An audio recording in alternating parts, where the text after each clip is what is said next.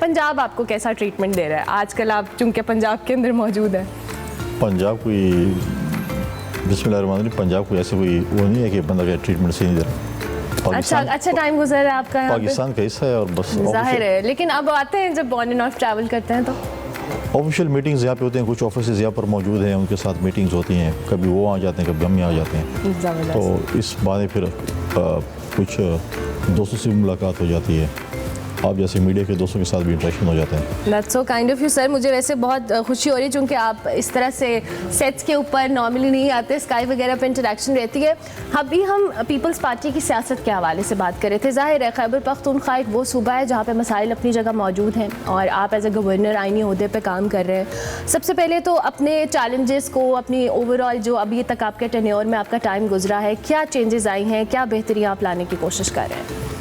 देखें, बहुत सी इशूज़ है खैबर पख्तूनख्वा में, जो आप पंजाब या लाहौर से खैबर पख्तूनख्वा को देखते हैं सोशल मीडिया पे, वो एक डिफरेंट है जी, और ऑन ग्राउंड जो है वो टोटली डिफरेंट है। सबसे बड़ा चैलेंज इस वक्त जो गवर्नर को डेफिनेटली उस पर एहसास होना चाहिए, लेकिन जो सूबाई हुकूमत को होना चाहिए वो है लॉ एंड ऑर्डर का।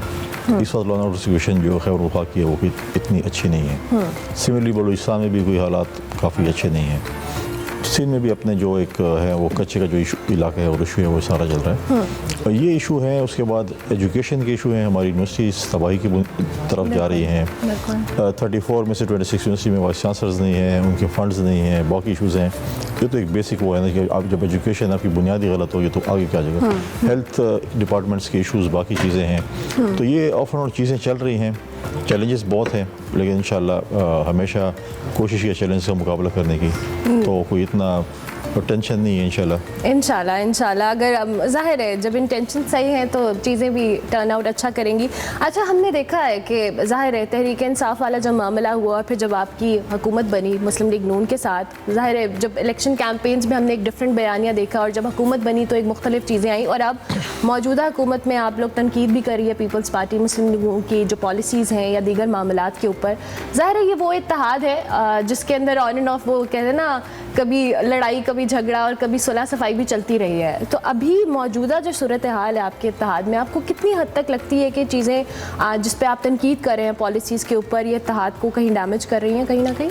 देखिए, जब इलेक्शन में जाते हैं तो आपकी पार्टी के अपने मैनिफेस्टो होता है। बिल्कुल, हर पार्टी का अपने एक मैनिफेस्टो है, और PMLN का अपना एक मैनिफेस्टो था, पीपल्स पार्टी का अपना एक मैनिफेस्टो था, बाकी जमातों का भी था।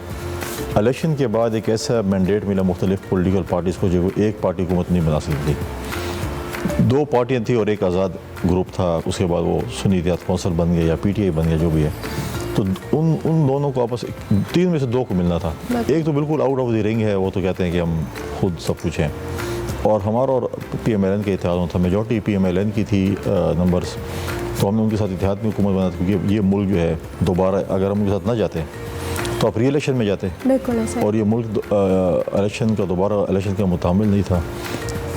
तो हमने कुछ एग्रीमेंट्स किए, हम बैठे PMLN के साथ, फिर इत्तेहाद में आपके कभी फासले बढ़ते हैं, कभी कम होते हैं, कभी आपके इशूज़ सॉल्व होते हैं, कभी नहीं होते हैं।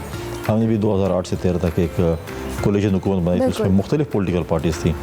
ऐसी पार्टीज़ भी थी जैसे MKM और NP का कराची में इतना टेंशन थी आपस में, लेकिन वो हमारे साथ इत्तेहाद में थे, लिहाजा हम कोशिश हमारी हमें रहती है कि हम इत्तेहाद को चलाएँ, और क्योंकि ज़्यादा जो है निसार PMLN पे they are on the driving seat, तो अब देखते हैं कि कैसे, लेकिन उम्मीद है कि कमेटीज़ बनी हुई हैं, आपस में मसलों को रिजॉल्व करेंगे।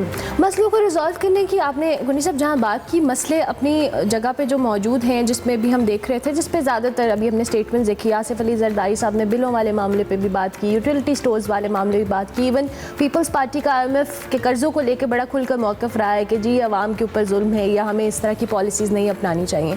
इन सारी बातों के बावजूद आपको लगता है कि ये जो इशूज़ जिन पे आप तनकीद कर भी रहे हैं, ये एड्रेस हो सकते हैं? क्योंकि आप लोग भी बहुत दफ़ा सियासत में या इक़्तिदार के अंदर रहे हैं, ज़ाहिर इक़्तिदार में रहने के चैलेंजेस मुख्तलिफ होते हैं, और साथ साथ जब आप अपोजिशन में होते हैं तो मसाइल बड़े मुख्तलिफ होते हैं। बिल्कुल हो सकते हैं। देखें, अगर आप महंगाई की बात करें या बिजली के बिलों की बात करें, हमने अपने मैनिफेस्टो में दिया था कि हम 300 यूनिट तक बिजली फ्री देंगे।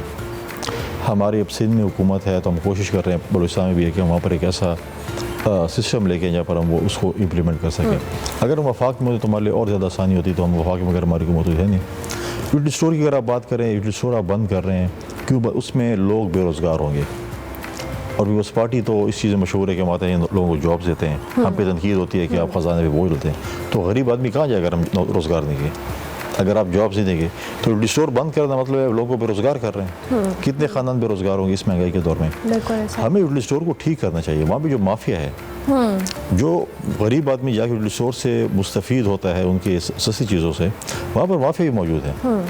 مطلب چینی ہے، آٹا ہے، باقی چیزیں ہیں، انہوں نے ایگریمنٹ کیے ہوتے ہیں بڑے بڑے اسٹوروں کے ساتھ یا بڑے بڑے لوگوں کے ساتھ، وہ سستی چینی یہاں پہ آتی ہے کہ ادھر ان کو بیچ دیتے ہیں۔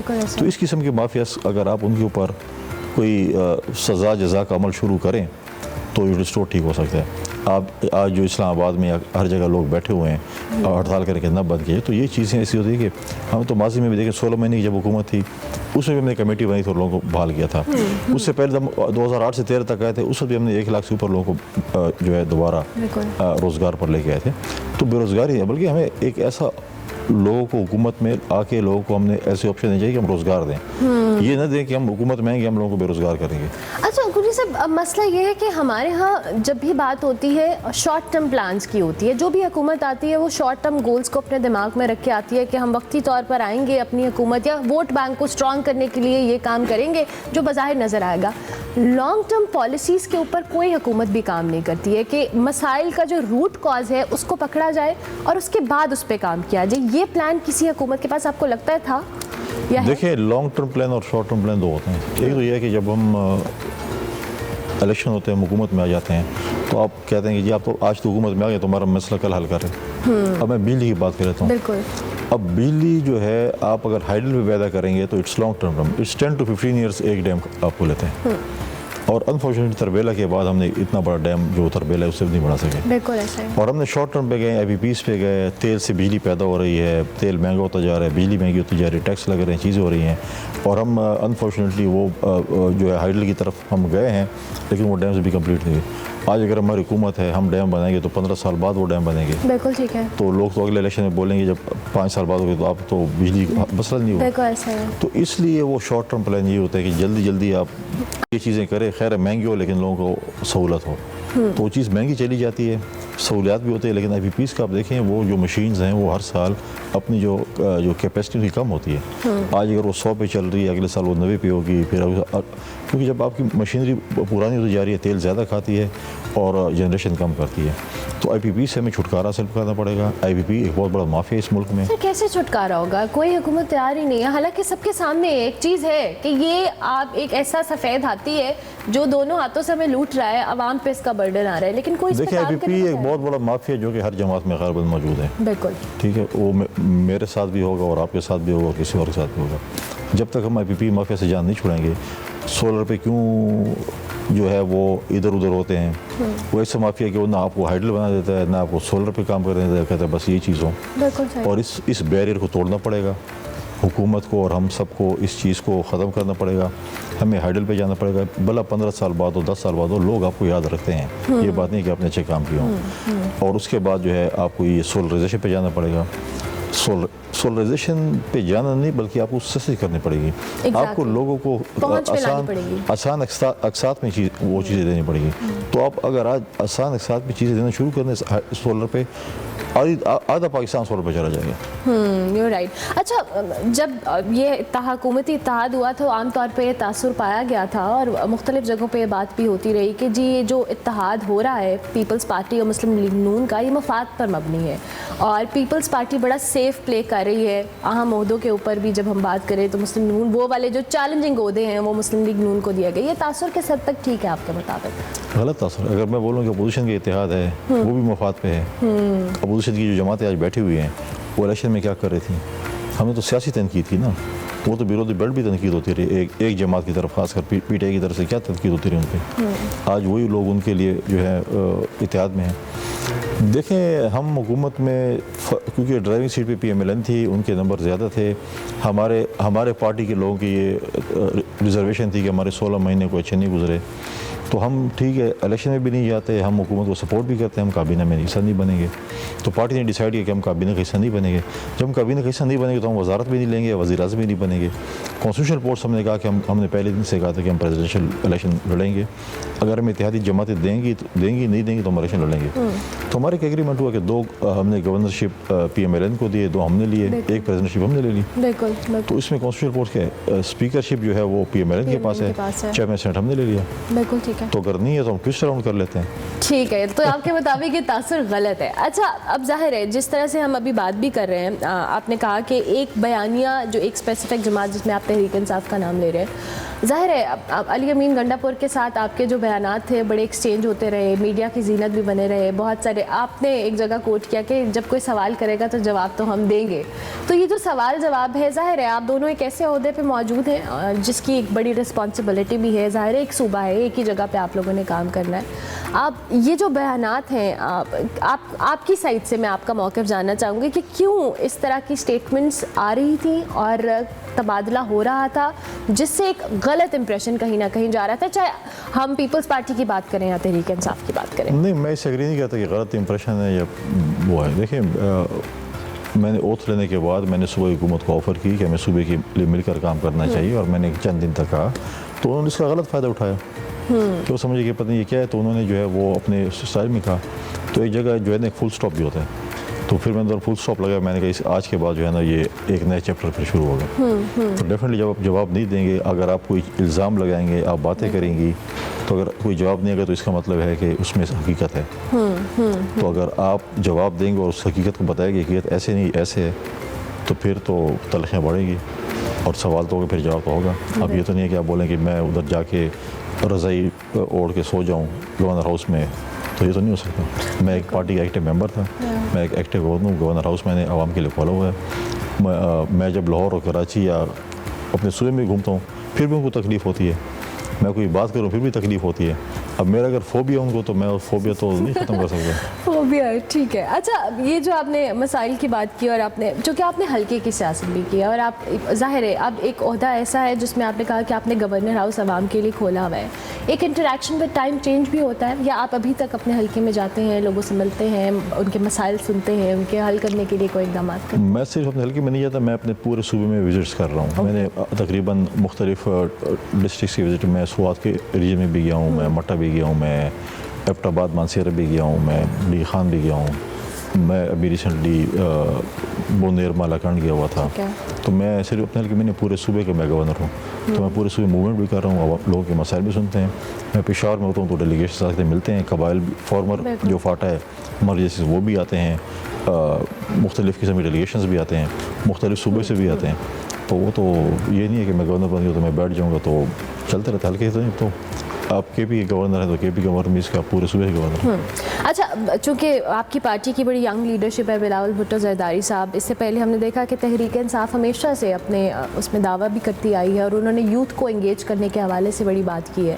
چونکہ پیپلز پارٹی کی ریپرزنٹیشن ایک ینگ جو لیڈر کر رہے ہیں بلاول بھٹو, اور since you are a young politician as well, آپ اپنے صوبے کے اندر بھی اگر میں اسپیسیفکلی بات کروں یوتھ کو انگیج کرنے کے لیے کیا ایسی چیزیں ہیں کہ ان لوگوں کے لیے اپرچونیٹیز کریٹ ہوں, job opportunities, education wise, every thing?